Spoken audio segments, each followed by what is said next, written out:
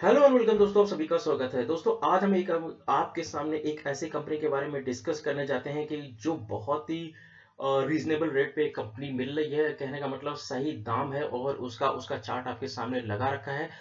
और उस कंपनी के ऊपर अनिल अंबानी का हाथ है या फिर मुकेश अंबानी का हाथ है, ये तो आपको बाद में पता लगेगा। बट इस वीडियो के में पता लगेगा, लेकिन आपको ये इतना जरूर पता लग जाएगा कि अंबानी का जरूर हाथ है इस पे। तो आप ये जानना चाहते हैं और क्या इसमें आप पोजीशन बना करके शॉर्ट टर्म ट्रेडिंग करके बहुत ही बढ़िया मुनाफा कमा सकते हैं, ये सारी बातें आज हम जानेंगे अपने इस वीडियो के माध्यम में।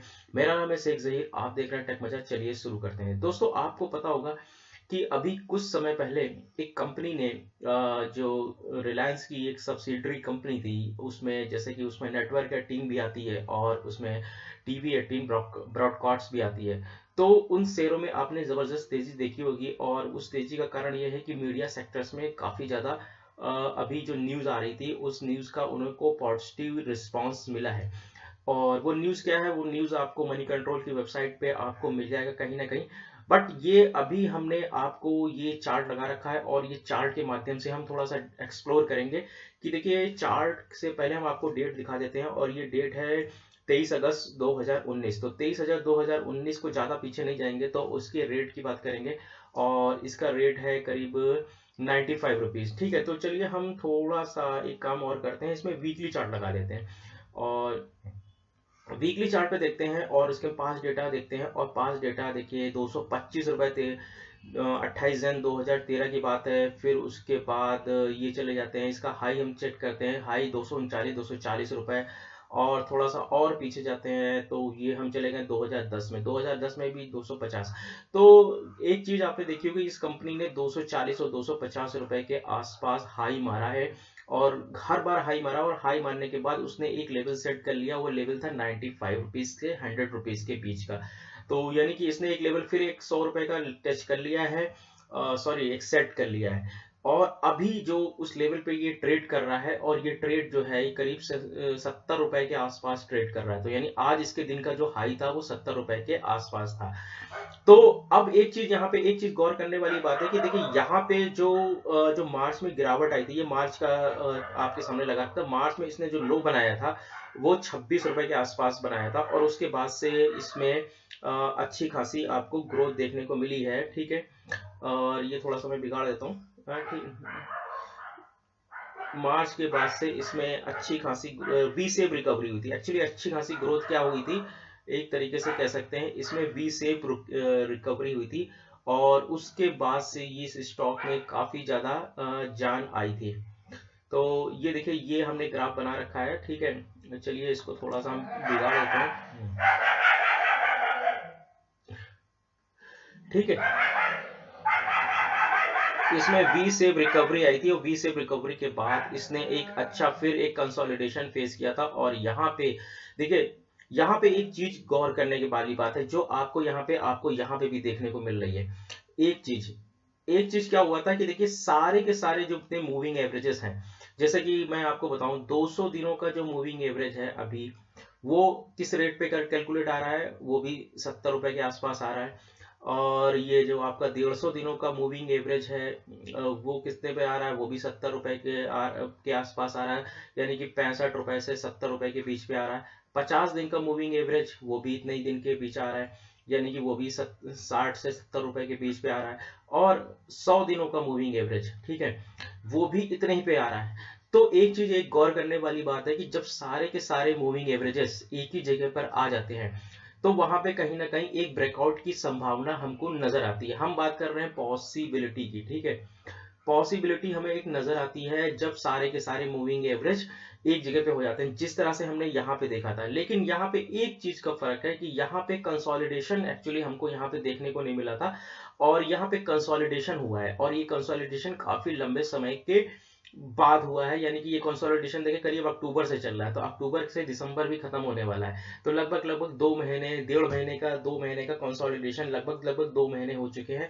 अब 2 महीने के बाद सारे मूविंग एवरेज एक ही जगह पे इकट्ठे हो गए हैं। वो जो है वो 50 रुपए से लेकर के 200 रुपए का दिन का मूविंग एवरेज है, वो यहाँ पे नजर आ रहा है। अब चलिए इसके लेवल के ऊपर की कुछ बात करते हैं। तो लेवल के हम जैसे हम बात करते हैं तो यहाँ पे हम देखते हैं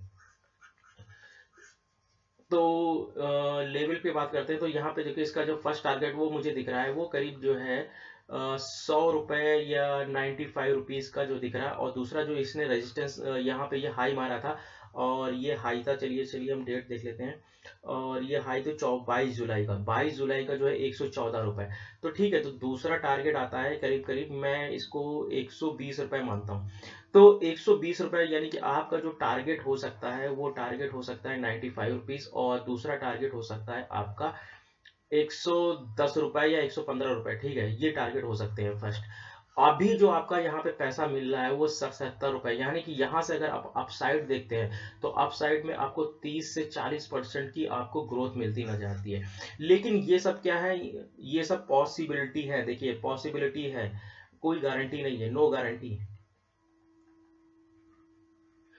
ये ओनली टेक्निकल है, टेक्निकल इंडिकेटर, ये टेक्निकल इंडिकेटर के बिहाफ पे है।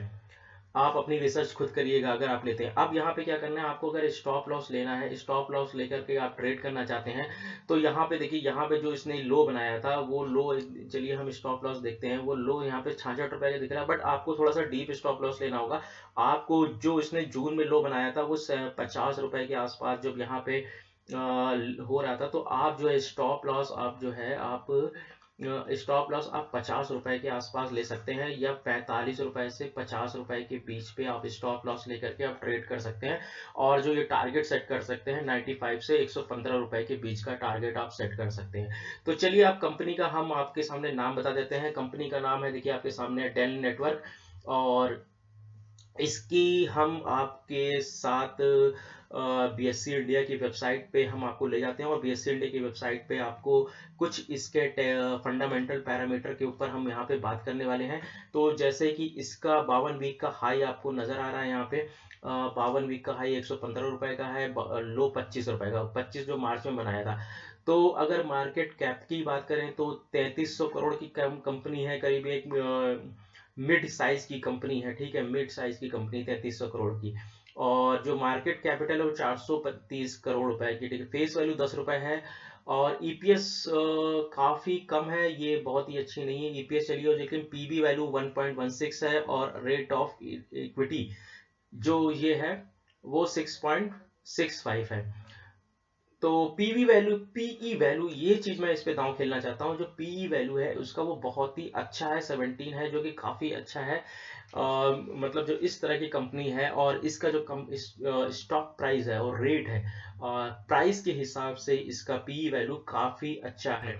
तो आप लोग अगर इस पे देखते हैं तो बाकी ये आपकी अपनी खुद की रिसर्च हो सकती है। मेरे हिसाब से जो मैंने आपको टारगेट सेट किए हैं और वो बताएं, वो हिसाब से आप इस पे पोजीशन की बनाने की सोच सकते हैं। और दूसरी बात, रही बात लास्ट वाली जो अंबानी वाली बात है, तो ये अनिल अंबानी की डेल नेटवर्क है, सब्सिडरी कंपनी है उनके नेटवर्क 18 की। तो नेटवर्क 18 के अंडर में आती है, और नेटवर्क 18 में अभी आपको तेजी दिख रही होगी, टीवी ब्रॉडकास्ट में तेजी दिख रही होगी। तो डेफिनेटली सी बात है, यहाँ पे भी आपको थोड़ी सी तेजी देखने को मिलेगी। लेकिन आप अपनी रिसर्च खुद करेंगे, डू योर ओन रिसर्च। मैं हर बार अपने लिख देता हूँ, do your own research then make position। तो दोस्तों, आपको ये वीडियो अगर अच्छा लगा है तो आप इस वीडियो को लाइक कर दीजिएगा, और दोस्तों के साथ शेयर कर दीजिएगा, हो सके चैनल सब्सक्राइब कर दीजिएगा। और मेरे और यही है कि भाई आप मार्केट को समझिए, पैसा बनाइए, मार्केट को समझता है पैसा तो बनता है। धन्यवाद।